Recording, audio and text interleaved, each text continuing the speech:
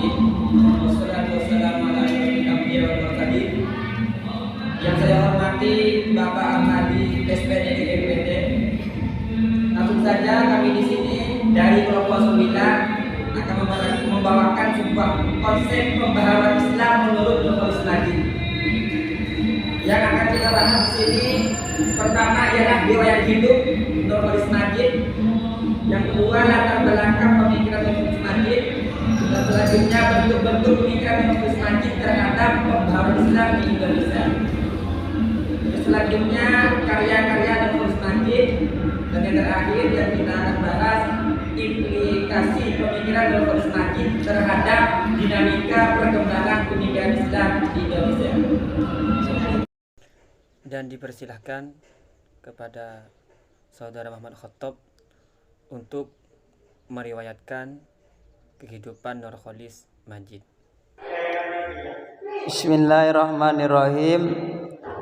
Saya di sini akan membacakan riwayat hidup Nurholis Majid atau yang dipanggil Cak Nur.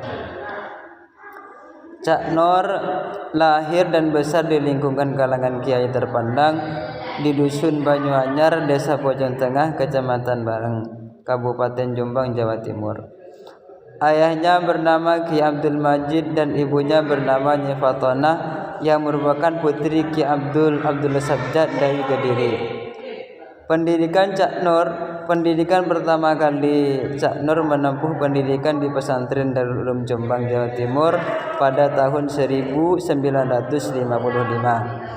Kemudian melanjutkan pendidikannya di pesantren Darussalam Guntur, Ponorogo, Jawa Timur pada tahun 1960. Lalu beliau melanjutkan pendidikan S1-nya di AN Syarif Hidayatullah Jakarta pada tahun 1965 jurusan Sastra Arab.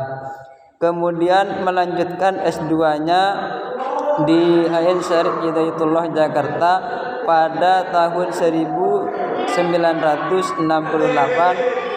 Kemudian beliau melanjutkan pendidikan S3-nya di University Amerika Serikat pada tahun 1984.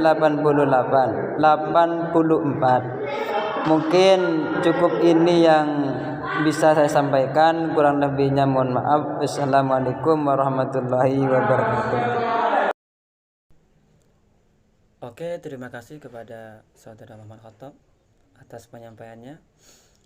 Dan selanjutnya dipersilahkan kepada Mbak Soleha untuk menyampaikan latar belakang Nurholis Majid. Latar belakang pemikiran Nurholis Majid.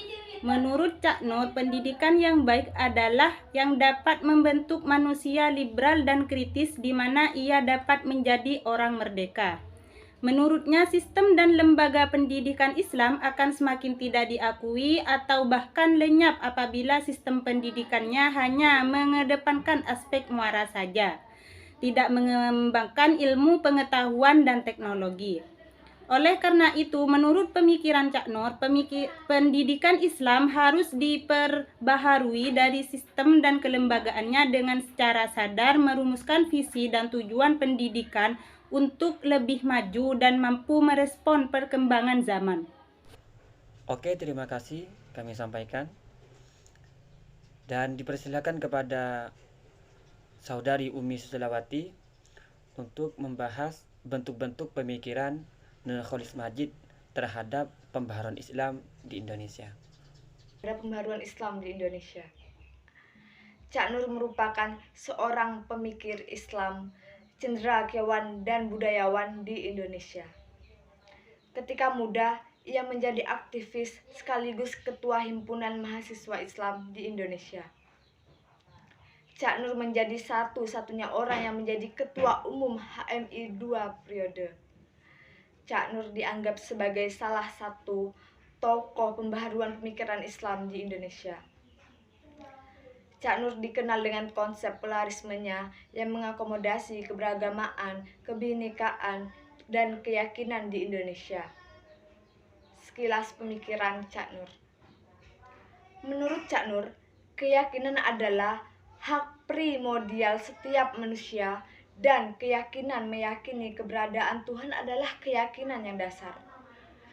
Namun tak semuanya ide dan gagasannya diterima baik oleh kalangan Islam Indonesia. Gagasan Cak Nur yang paling kontroversial adalah saat ia mengungkapkan gagasan Islam Yes, Partai Islam No, yang ditanggapi dengan polemik berkepanjangan sejak dicetuskan pada tahun 1970-an. Sekian dari saya. Terima kasih.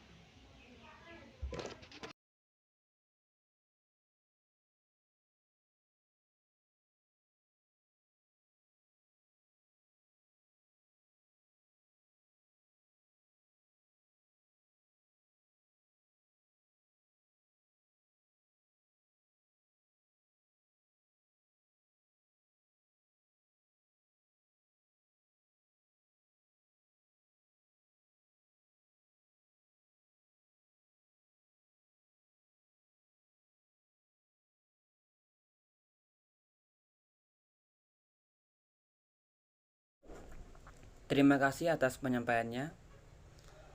Selanjutnya, saya pribadi akan menyampaikan karya-karya Nurcholish Madjid dan implikasi Nurcholish Madjid terhadap dinamika perkembangan pemikiran Islam di Indonesia.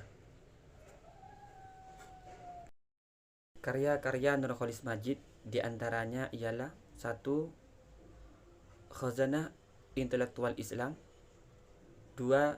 Islam, Doktrin dan Peradaban, 3. Islam Agama Peradaban, 4.